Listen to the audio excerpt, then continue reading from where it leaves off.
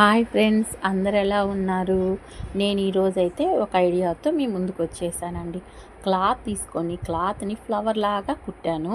కుట్టాక ఇంకో క్లాత్కి ఈ ఫ్లవర్స్ని అటాచ్ చేసేసి స్టిక్ చేసేస్తున్నాను.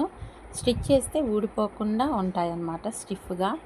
అప్పుడు బాగుంటుంది చూడటానికి కూడా.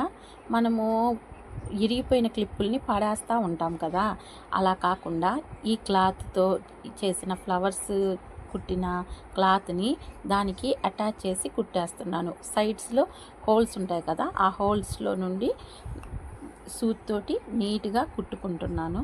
కుట్టినప్పుడు ఊడిపోకుండా ఉంటుంది. ఇప్పుడు మనమైతే రాళ్ళంటి ఇచ్చినా కానీ అవి ఊడిపోతూ ఉంటాయి.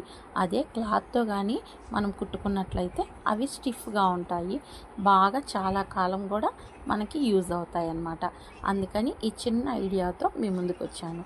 మీకు నచ్చినట్లయితే మీరు ఒకసారి ట్రై చేయండి. బాగుంటుంది, చూడడానికి కూడా చక్కగా ఉంటుందన్నమాట.